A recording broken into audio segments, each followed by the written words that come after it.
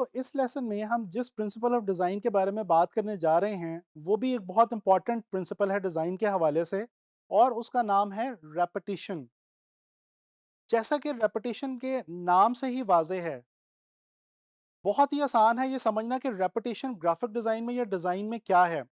दोस्तों basically design के elements को बार बार या मल्टीपल टाइम्स इस्तेमाल करना ही रेपिटिशन कहलाती है। रेपिटेशन हम ग्राफिक डिजाइन में डिजाइन को बेहतर बनाने के लिए और उसके अंदर एक एसोसिएशन और कंसिस्टेंसी पैदा करने के लिए इस्तेमाल करते हैं। दोस्तों ये जो रेपिटेशन की जब हम बात करते हैं डिजाइन के हवाले से, तो हम किसी भी एलिमेंट को रिपीट कर सकते हैं। यानी हम एक ही डिजाइन के अंदर किसी शेप को रिपीट कर सकते हैं, लाइन को रिपीट कर सकते हैं या किसी भी कलर को रिपीट कर सकते हैं और जितनी मर्जी बार हम चाहें हम उसको रिपीट कर सकते हैं। लेकिन हमें ख्याल इस चीज का रखना होता है कि हमारी रेपिटेशन कुछ इस किस्म की हो कि वो डिजाइन का हिस्सा लगे और डिजाइन को देखने में प्लीजिंग बनाए, बेहतर बनाए।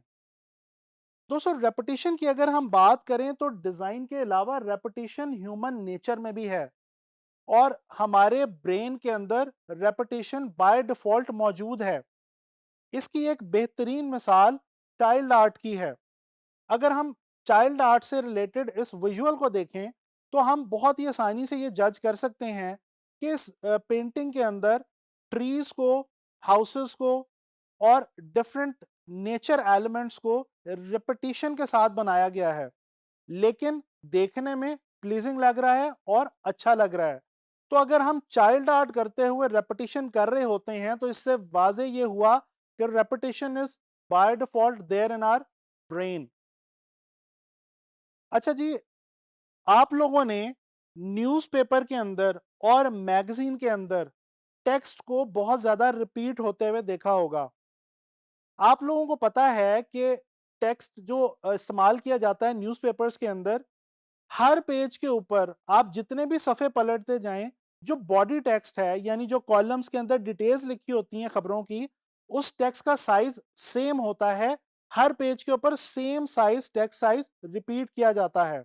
अच्छा, इसी तरह से अगर हम कोई मैगज़ीन स्टडी कर रहे हों, तो हम ये देखते हैं कि किसी भी मैगज़ीन में या किसी भी बुक में जो पेज का नंबर है, वो एक ख़ास जगह पे जैसे कि लेफ्ट बॉटम या राइट बॉटम या लेफ्ट टॉप या राइट टॉप के ऊपर प्लेस किया गया होता है और उसी जगह पे रिपीट किया होता है हर पेज के ऊपर। दोस्तों इस तरह बेसिकली देखने वाले को उस मैगजीन के हर पेज में या उस अखबार के डिफरेंट पेजेस के अंदर नेविगेट करना आसान रहता है और इस तरह से हम इंफॉर्मेशन को ज्यादा इजीली एब्जॉर्ब कर पाते हैं। तो रेपिटेशन बेसिकली ज्यादा टेक्स्ट को इजीली अंडरस्टैंड करने के लिए भी बहुत ज्यादा मदद देती है। अच्छा, रेपिटेशन जो है ये सिंगल पेज के जो डिजाइन्स होते हैं उनमें भी बहुत इंपॉर्टेंट है और मल्टीपल पेजेस के ऊपर जो डिजाइन्स हम बनाते हैं, जैसा कि मैंने अभी जिक्र किया मैगजीन और न्यूज़पेपर का, उनके अंदर भी रेपिटेशन बहुत ज्यादा इंपॉर्टेंस रखती है। डिजाइन के अंदर रेपिटेशन एक बहुत इंपॉर्टेंट काम करती है, फिलर का एक रोल प्ले करती है रेपिटेशन। यानी कि हम किसी भी एलिमेंट को रिपीट करके अपने कैनवस को फिल कर सकते हैं। जरूरत सिर्फ इस बात की होती है कि हम वो रेपिटेशन इंटेलिजेंटली करें। इसके साथ साथ रेपिटेशन करने से हम अपने डिजाइन के अंदर बैलेंस भी क्रिएट कर सकते हैं। ये बात समझाने के लिए मैं आप लोगों को ये विजुअल दिखाना चाहता हूँ। दोस्तों इस विजुअल के अंदर अगर हम गौर करें तो ये एक बहुत ही खूबसूरत डिज़ाइन है एक ब्रोशर का और इस डिज़ाइन के अंदर शेप्स को, टेक्स्ट को रिपीट किया गया है।